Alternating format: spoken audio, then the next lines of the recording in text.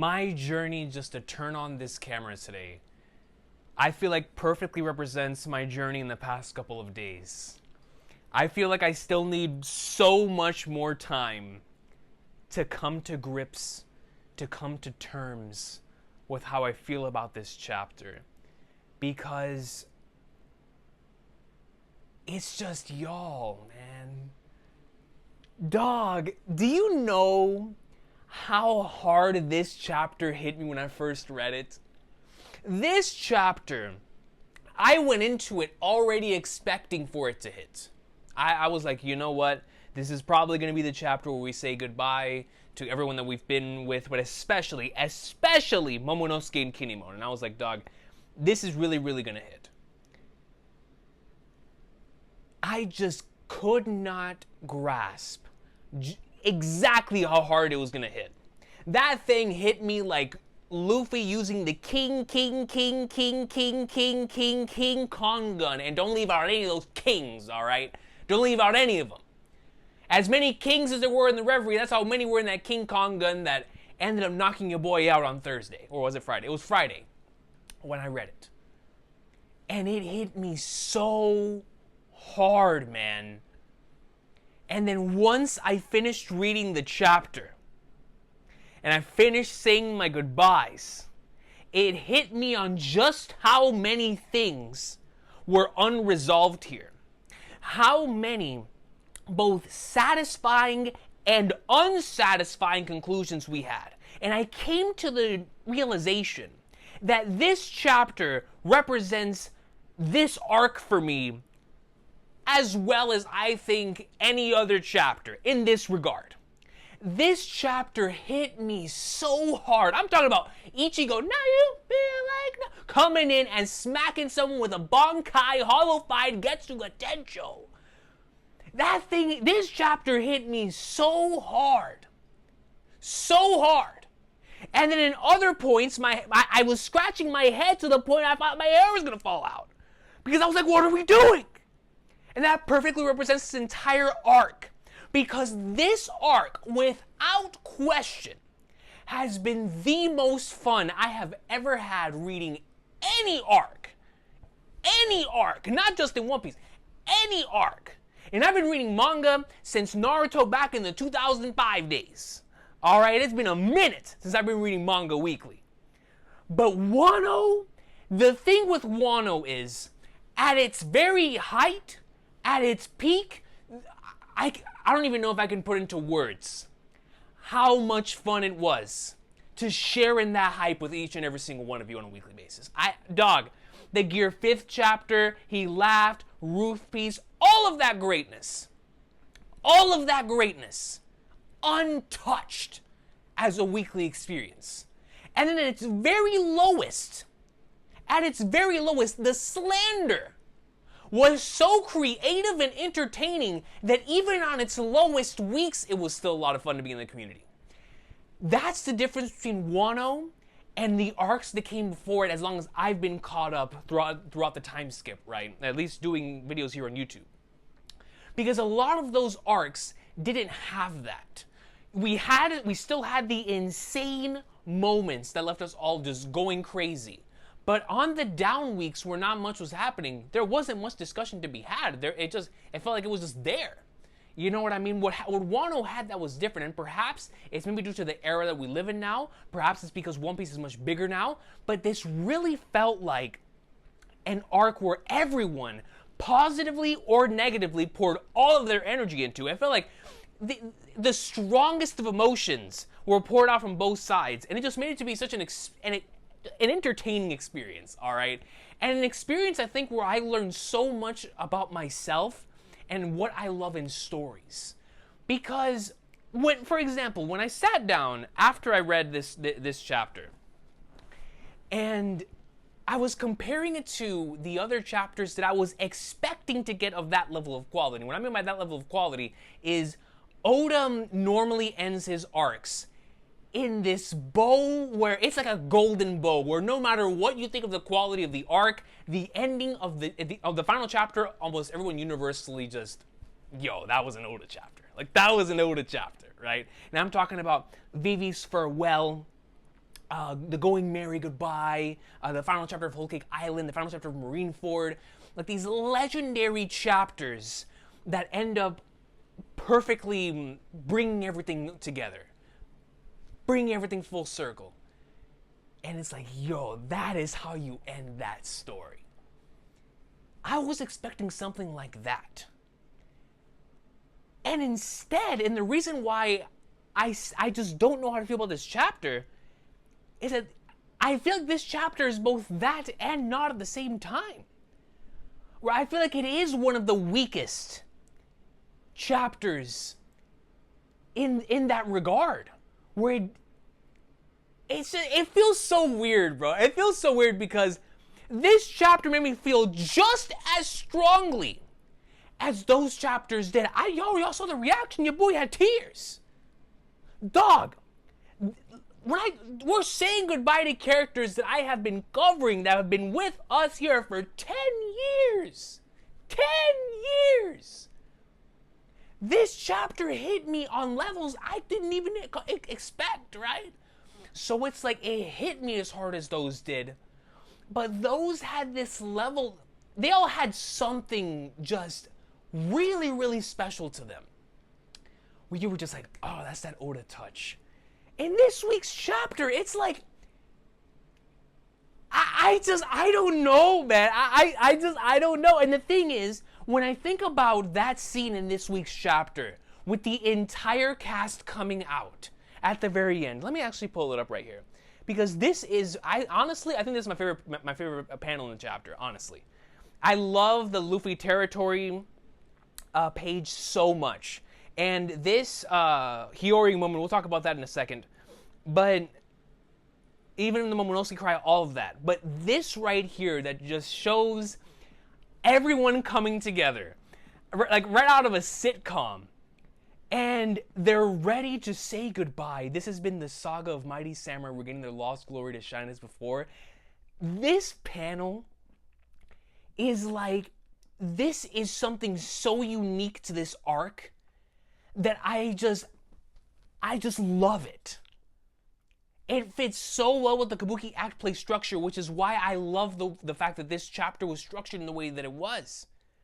But then it's like in this very same chapter, you have the Yamato thing. Now I know, and this is what I mean when I say that I'm starting to learn more about myself in terms of my of what I just enjoy in this kind of stuff, right?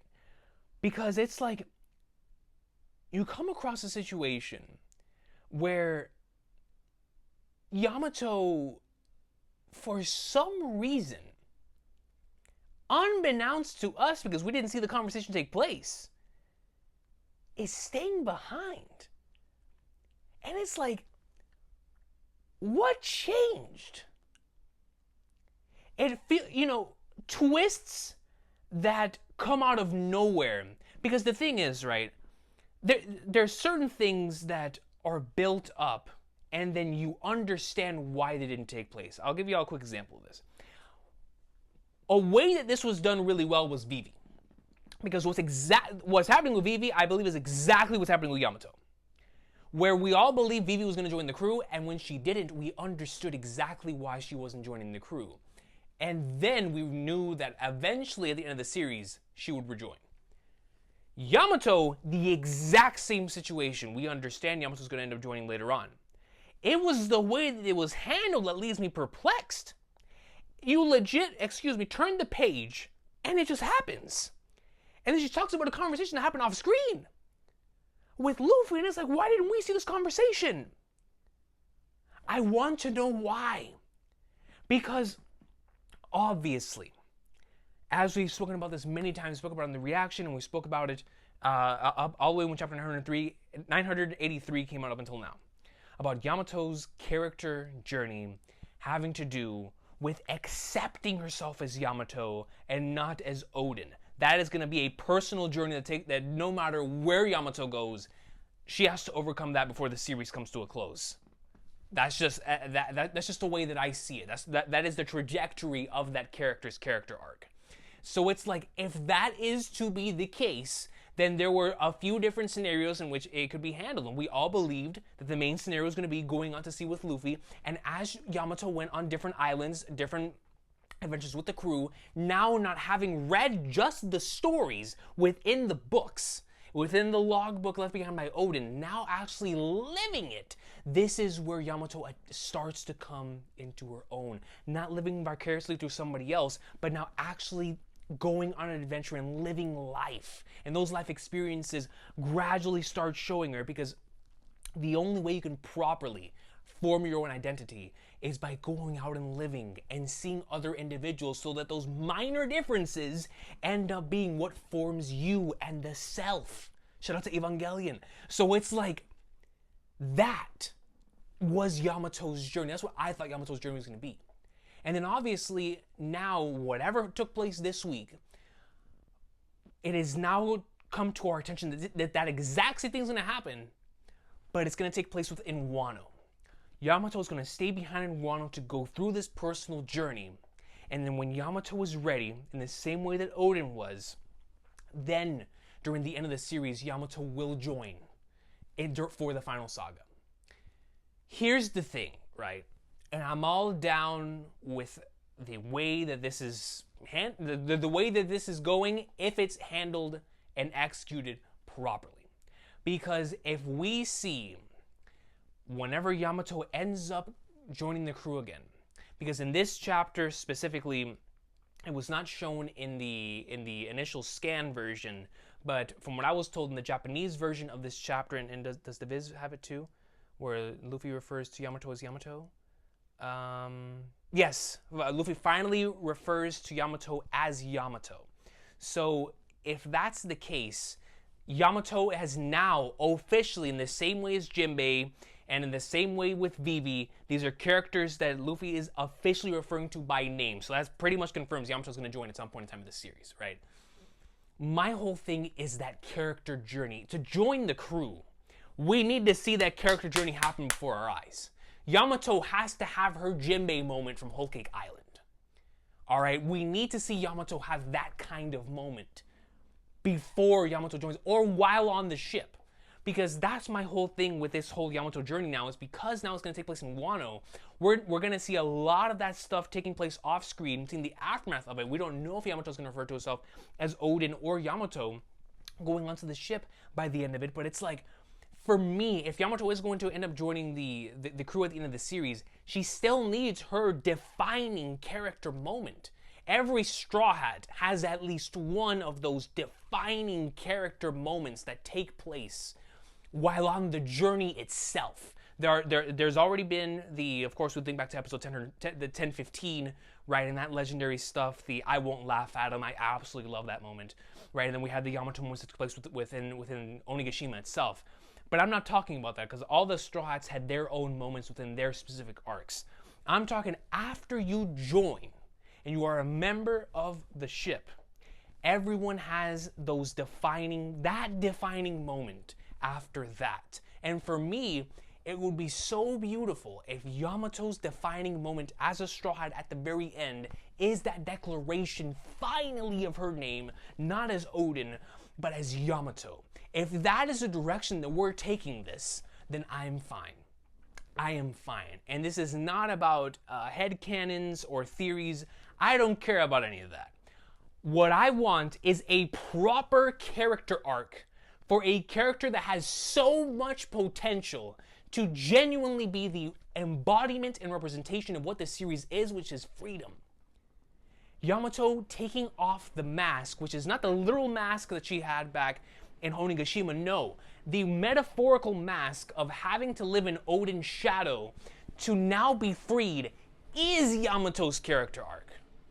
So when we see the conclusion to that, the payoff to that, that is whenever I will circle back to this chapter and be like, it was worth it. But until then, that stuff right there is going to be a massive question mark for me. And I know that we're supposed to take these chapters on a weekly basis and judge them accordingly. But for this moment, for me personally, as someone who has been experiencing this weekly for such a long time, this has happened to me many times before, I am going to reserve judgment until I have more context on this panel. because the way it was executed in this chapter, I did not like. I did not like the way that they executed the Yamato stating off screen to Luffy, because that to me is important. That to me is something that we should not skip out on. And obviously, that is a representation of other things that should not have been skipped out on in Wano that we did not see. Right? So it's like we've already skipped out on a few things that we should have seen. But this one for me was so key. They know how big of a draw Yamato is. We're taking this to wrestling terms right now, yo. We're keeping it real. Yamato is merchandise heaven. Oda just recently talked about Chopper being turned into merch post-time skip. He was just 100% with it. Like, yeah, Chopper's merch. Post-time skip, right? I was like, great, Chopper's merch. Yamato is that times 50. Yamato was bringing eyes to the product. I know people who don't even like One Piece who were watching the anime just for Yamato. This is just facts. Oda knows this. The individuals on his staff know this. The fact that they took the creative risk to not have her join the crew, I respect, and I understand. The thing that I'm frustrated about is the execution. Like, dog, if you would have given me something like the Vivi scene, for example, or Jinbei, back in Holy Island, like, you gotta stay behind to do this, it's like, I get it. But brother, off-screening that? Like, that's what frustrated me so much about this chapter personally, right? Just because y'all know how hard I've been rocking with the Yamato thing from the very beginning. I love this character. I'm not one of those individuals that is extremely happy that this character is not joining, or believe that this character doesn't have a character, or is just fan service. Like, I'm not one of those individuals. I genuinely believe there is a template here for one of Oda's best characters if executed correctly. The raw design is there, the lineage is there, the concept for character, the embodiment of the theme, the potential character defining moment, all of it is on the silver platter. And all we have to see is, will it be executed however it ends up happening at the highest level when the time comes? Because until that point, I really don't know how to feel about this Yamato stuff, man. I'm gonna be honest. And it's very, very perplexing. It's very, very perplexing, right? Now it's time to revert back a little bit. And let's talk about this Momonosuke farewell, man. Momonosuke, Kinemon, and Yamato all say goodbye to Luffy. Excuse me. This one hit me extremely hard. And obviously it's because of my connection to these characters, and I've really come to just absolutely adore Momonosuke's entire journey as a character, man. To write a character like this over a span of 10 years and keep it as consistent as Oda has with Momonosuke, he has knocked this character out of the park, man. And I love how he has the final page basically to himself, or not to himself, but as the major spotlight, because Momonosuke's journey really was one of the major highlights of this entire journey since Punk Hazard. And this panel of "Please don't leave me, I'll miss you so much," that's gonna be me when One Piece ends, right? It's like, please stay with me forever. That's definitely gonna be me. I don't want to say goodbye. It's like, Momonosuke, please, by all means, stay, man. Like, I'm really, really gonna miss these characters. You know, Kinemon is without a doubt my favorite scabbard, and it's for so many different reasons. But I'll never forget when that chapter came up, Momonosuke, during the end of Wano. What was that, chapter 1051? And everyone bowed before him as he was walking. He had that moment with Kinemon, and there and then it just struck, like, God, I love these two characters, man. And this stuff in the anime is gonna hit me so hard, especially with the right soundtracks. And then to top it all off there, you get Wano as being officially Luffy's territory, which is so good to see, and that connection back to Fishman Island. And now Fishman Island and Wano official territories of the Straw Hats, with Alabasta and Dressrosa as aligned territories, not official, but aligned territories. As I'm sure by the end of the series, all of those places that are free by the Straw Hats are going to end up being quote-unquote territories, right? So it's like, but for now, to have Wano, this place that is just seen as this dangerous, insane place where the strongest of samurai live, that no one wants to approach, is now under our flag. I just love it. And I love this panel with Luffy so much that they'll know that if anyone messes with my crew, they're picking a fight with us. And Momonosuke's like, you'd call me one of you? And my dog was like, yo, you, Kinemon, and Yamato, whenever y'all want it, get back on the ship. And that was super cool for me, right?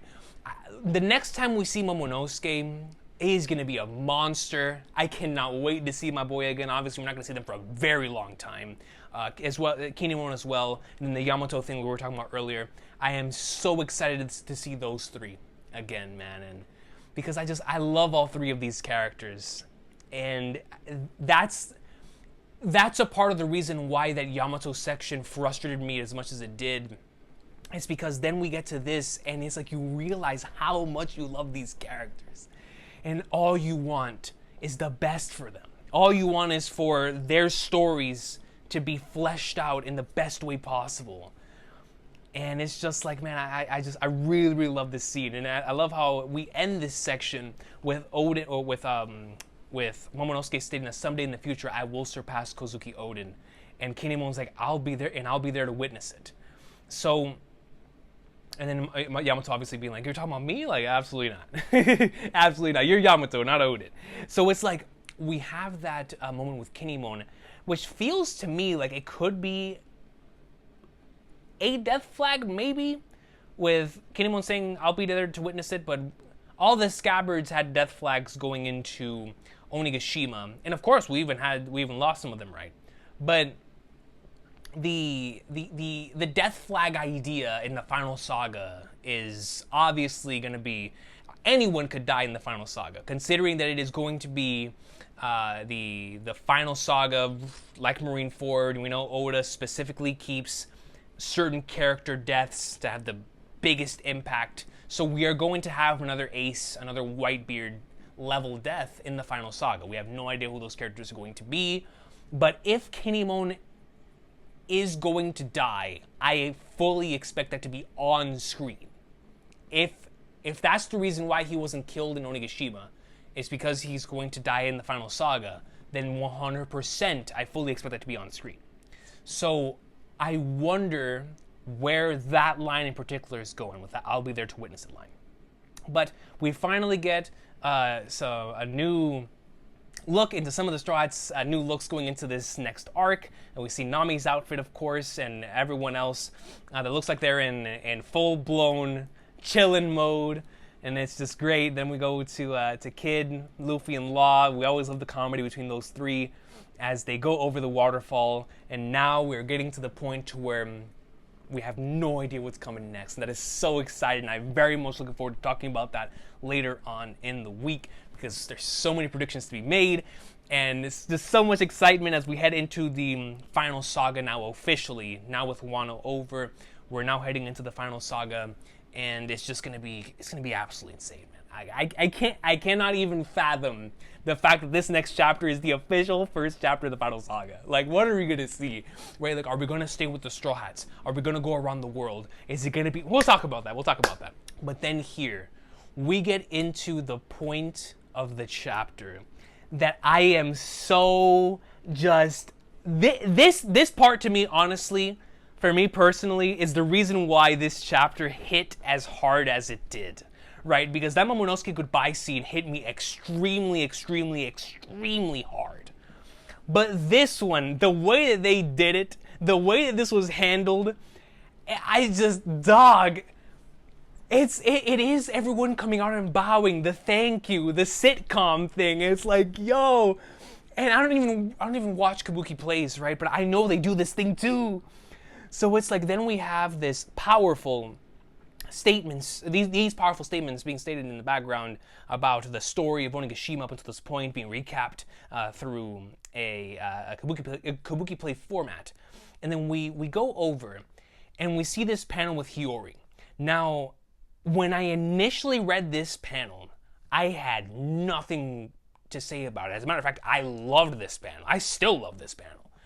But when I was looking, we were talking about that in the comments, I realized just how many people didn't like this panel, and I noticed that there was a difference in the way that we interpreted these scenes for the Hiyori scene and for what was stated specifically in the TCB translation. It said that the Kurozumi was born to boil, or was born to be burned. I think that's what it was born to burn.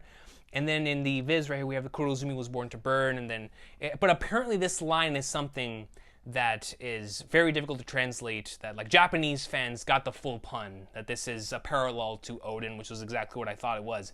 But that's besides the point. Before I get into my interpretation of this panel, why I really like this page, and why this entire final section just hits so hard for me. Maybe it's because I had the but it really did hit me hard. I just want to address the One Piece community for like 5 seconds. Discussion for me is the number one most important thing, right, in regards to understanding one another's perspectives through the opinions of other individuals in this community and them being honest with their opinions.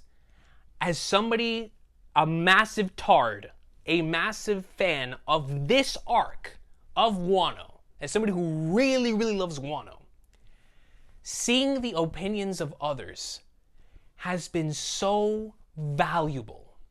As a matter of fact, it has been the most valuable in regards to attempting to understand the other side of the argument.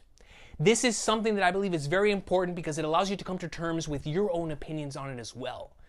Once I finish reading what somebody else feels about certain things, when I come out of it, most of the time, 9 times out of 10, I'm like, wow, that just elevated exactly how I feel about it in the other way. So it's like this discussion is healthy to be had so we can understand each other.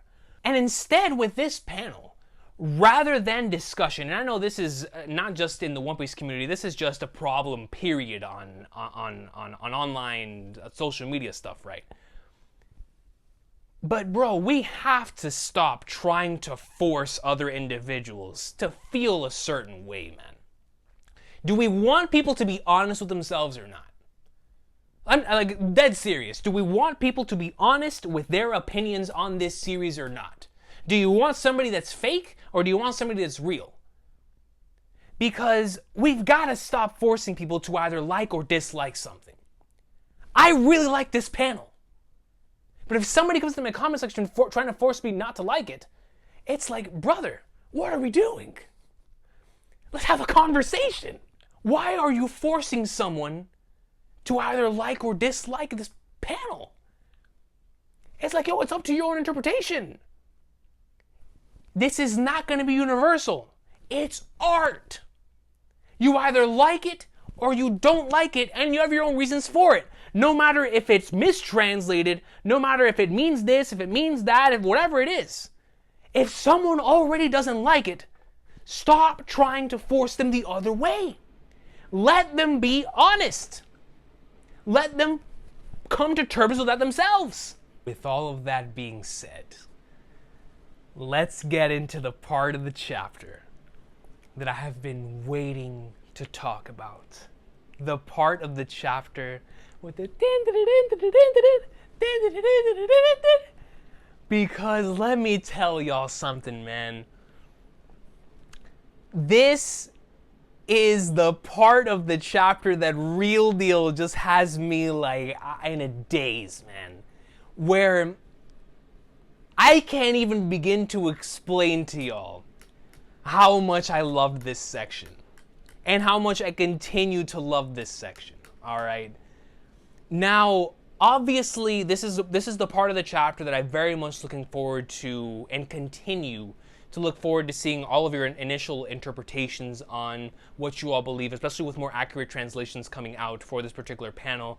But honestly, even with more accurate translations coming out, my love for this panel just continues to grow, because that was the way that I initially interpreted it in the first place. This panel, Hiyori stating that the Kurozumi, in the TCB, it was the Kurozumi was born to burn, and in the Viz, it is Kurozumi was born to burn. In Japanese, obviously, the pun and the parallel to Odin's being born to boil was much more definite from what I've read. Of course, I don't read Japanese, but I'm just taking it in Arthur's word from what I saw what he stated earlier. But for me, it doesn't. None of that it even matters. What I love so much about this page, above all of that, above this just coming straight from her soul, as we've seen throughout the entirety of the arc, whenever an artist, whenever a musician is playing at that type of intensity, that's something that's coming straight from the soul. And we know how much that song means to her. And the fact that she was holding that, we saw the face that she makes under the mask whenever she plays that Song of Legend, right? We saw in chapter 1044. It's the reason why that part of the chapter is so good. But for Hiyori, I really, really love that it was Hiyori who had this moment, who had this line of dialogue, because she lived through it. In the same regard that I love chapter 1044's Hiyori section and chapter 1049 or 1048, it was one of those where Denjiro finished Orochi off. I love that it was those two that did it, because they lived through it. They lived through the 20 years of oppression at the hands of Orochi. They lived through the 20 years of this man systematically doing whatever he pleased with these individuals. And they had to swallow it for 20 years. And they represent the people who also had to go through this for 20 years. And the reason why I love this so much is because not only is it a great moment in regards to Hiyori finally giving that last goodbye to this serpent that has been oppressing them for such a long time, but it's also a panel that is not 100%, it's not even 50%, I wouldn't even say it's 20%, and being black or white. This panel right here represents the hatred, the full-blown how everyone feels about finally being liberated from this dictator. And they don't care how it is that it comes across. And that is so well done, coming 1 week off of this individual being defeated, because they haven't had time to think about what the Kurozumi had to go through. They haven't had the time to go through and truly think about the consequences of their actions here, and potentially creating someone who could come back and bite them the same way that Orochi had somebody come back and bite him. Because we have not seen the consequences of that yet.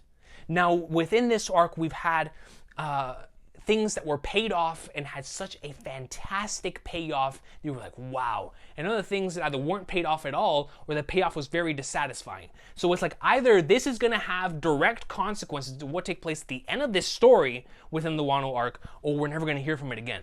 But if this part right here has direct consequences to what's going to take place at the end of the story, where either Hiyori or other individuals within Wano start to have a change of heart in this regard, where they come to understand that the mentality that they currently have is the same exact mentality that the Kurozumi had, that forced Orochi to have the mindset that he had when attempting to take out the Kozuki. That is a moment that I really, really can't wait to see if it happens at the end of the story. I know that potentially this could be it right here. We never hear from it again. But this is a statement with consequences. This is a statement that could rally up a random Kurozumi to once again come back and just have this process start over and over and over again. So this page, in and of itself, I really enjoy for all of those reasons. but especially with its connection, like I said, to the teacher propaganda scene earlier on in the arc when she was teaching them about the Kozuki and how the Kozuki clan is evil. Because what we have here is what I believe to be, we know that Wano is a great look into how Oda feels about Japan and how he wishes that the real Japan's borders would open to more ideas and whatnot, right? That's the way that I look at it in regards to his interpretation of the place that he lives in. But in that same regard, I really thought that this particular page, and this is, I wouldn't even say this is an interpretation. This is more like a Gomu Gomu no Reach. This is just, whenever I saw this page and I thought about it, it really made me think of like, is this how Oda feels about, you know, the Japanese political climate? Or just the way that individuals continue to do the exact same thing to one another with a cycle never ending. We know that in a lot of the manga that we read, the cycle of hatred never ending or eventually being broken are very, very big themes. But in this particular case, we have the Kozuki clan, these members that have survived and were liberated. It looks like the cycle is just going to keep going. And it just causes for something very, very interesting that I haven't seen in this series yet. And I think that's why I'm so excited for the potential consequences of this, because it could genuinely lead to some very consequential stuff later on. And what I mean by consequences is the consequences of these statements being stated and having some sort of negative or positive effect down the line of either them coming to terms with, oh, this is not the way that we should be. And because remember, the borders of Wano have not opened yet. So they still, quote unquote, are starting to let these new ideologies in. They're starting to, quote unquote, let these new ideas in. But until the dawn takes place and the actual borders open, they're going to continue having the same mindset. And so if when the actual borders open at the end of the story, they are all able to look back on this and be like, we were wrong. The Kurozumi were not born to burn. No one is born to burn. No one should be, fated or destined to death based on the sins of their fathers or the sins of their ancestors. Once somebody is born, they have a brand new opportunity to be whoever it is that they want to be. They don't have to be shackled by their lineage or their ancestors. A very popular theme within this series. I'm really excited to see if that's one of the reasons why the borders were not open at this point in time. And if this was a panel to showcase that yes, they were liberated from Orochi externally, but internally, this is going to be something that's still going to take a while to get over. And so that's why I love this panel as much as I do, because the potential consequences of this panel could be massive and could actually deliver a really beautiful message in terms of we would all feel the same way they do if we were being oppressed by someone for a very long time. Of course, one of the themes in this series being freedom, this is an exploration of freedom. How would we feel if our freedom was being taken away from someone? And now when we have the opportunity to be free, what are we going to do with that freedom? Obviously, right now with that freedom, they're looking back and being like, oh man, what a journey that it was, what a heartfelt battle that it was. And that piece of Flagnar, that serpent, deserves to die in the depths of Dante's Inferno. It's like, is that really the way to go about it? Or later on in the arc when the borders open and they come to understand and they have that time to really think about all this, is that really the way they should be feeling? And I'm excited. I'm excited to see if that is where we're going with this. And once again, a lot of this is me trying to put more weight on the dawn of Wano and the borders opening, because that is way more than just Pluton going out and being on the escape, right? And somebody's gonna be able to get Pluton. It's way more than that. It's way more than individuals being able to come in and trade and tourist attractions and all that. The borders opening in Wano represents way more than all that. The borders opening in Wano means that they will be able to accept ideologies that are not their own. That the minds of the individuals that are here will be able to be open-minded to things that previously were not accepted.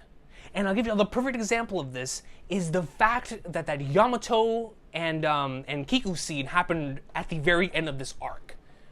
I am sure that at the beginning of Wano, the individuals within Wano would never allow that to happen. Because that is a change within the mindset and the ideologies of the people. That is the beginning of the change in ideology of the people. So, if that was the beginning, and the borders of Wano have not opened yet, then that gives them all that time to really come to terms with how they really feel about the situation. Because for right now, this is just their raw moment, their raw reaction. In the same way that whenever we're live reacting to anime and manga, all we have is that time where we're live reacting to manga with no time to look back on it, no time for context. That is how we feel when we're reacting to it in the moment. This is their raw reaction to being liberated from an oppressive dictator. Give them the opportunity to really think about this and the potential consequences of their actions, and we'll have to see how that comes about. We'll have to see. Or none of that's going to happen, and this panel just exists because it exists. But either way, I think as a weekly reader, we have both the blessing and the curse of not knowing what's going to come of certain things. And if this panel is going to lead us towards something like that later on, I do believe that leaves room for a very powerful message at the end of all of this. And something that the entirety of Wano, that would elevate the entirety of Wano and its main messages of, I'm sure, Oda wanting Japan itself to be way more open-minded and not be so xenophobic and not be so close-minded to brand new ideas. These ideas that could potentially move them forward as a country and as people. And I'm sure that if that's the route that he's going, which it felt like the route that he was going with throughout this entire arc, then when the borders actually do open in Wano, we could potentially be running into an extremely powerful moment, multiple powerful moments, but this could be one of them. And so that's why I really like this page, and my thoughts on that have only elevated as more translations have come out. But then we get into the final couple pages here, and I absolutely love the fact that it's Hiyori and Otoko that are playing away at the shamisen. We have the sitcom goodbye with everyone getting together. This is my favorite panel in this chapter by far. By far. With Momonosuke in the front, I just really love this shot. The entire Wano cast letting us know that it's time to say time to say farewell, time for a see you next time, but you're not going to be gone forever, right? And that's all the time we have for today in classic kabuki play fashion, classic sitcom fashion. While our ways may part for now, may our paths cross once again, or may our paths cross again, someday, somewhere, the end. And, you know, even reading through this right here, I've come to just really appreciate this chapter for what it was able to do for these characters. And, you know, I have a lot of frustrations with the fact that this arc has still has unresolved and either unresolved or unsatisfying conclusions to certain things. I'm still not satisfied with the way that Kaido's end came about. As much as I love that character, he deserved a better flashback, and I look forward to seeing if we get some more of that flashback. Well, obviously we're going to get the Rock's flashback later on, but because Kaido's not dead, what is going to happen with Kaido's character from here on out? We'll have to find out. We'll have to find out, and we have to wait and see what Oda's plans are with Kaido going into the final saga. Obviously, there's still the stuff with Zoro and Ryuma's grave, and the fact that the Pluton thing was handled just so quick, right? And these other things that were executed very strangely, and obviously the Yamato thing is at the very forefront of that.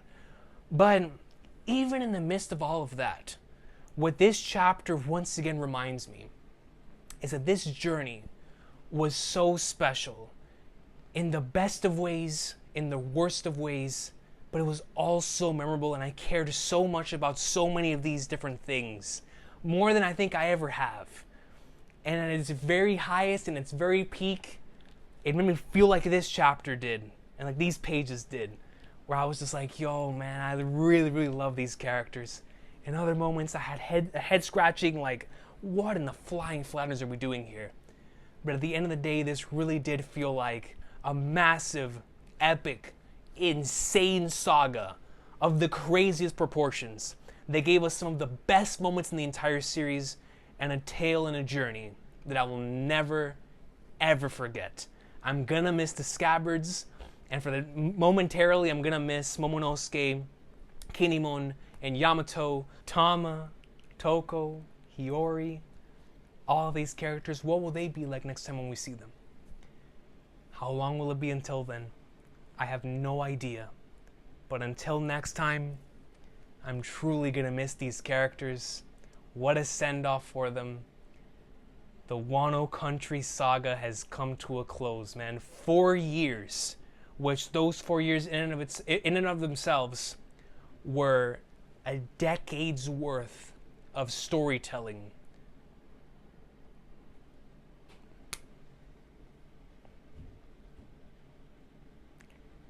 That culminated in this massive saga, man.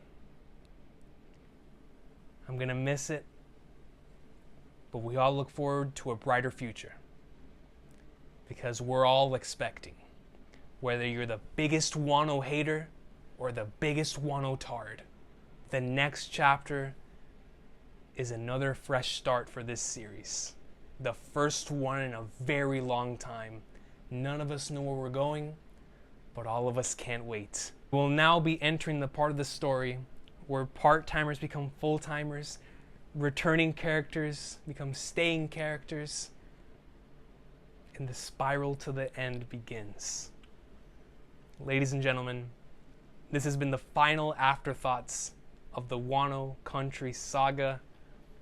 As someone who truly loved every single second of this arc, through its best of times and through its worst of times, I also say the end, and until next time, I will see y'all. Next week is gonna be amazing. And I can't wait to see what comes of all of this, man. This is definitely gonna be one of those chapters that we look back on with context, full series context. And we'll definitely be looking at it differently, whether it be positively or negatively. But until that time arrives, what an emotional goodbye. And I'm really, really gonna miss this arc, man. But at least it's still happening in the anime, baby. Let's go. Next time will be the final saga, ladies and gentlemen. What are we gonna see? Who knows? But man, it's so exciting to finally be entering something new. What a journey it's been, y'all. What a journey it's been.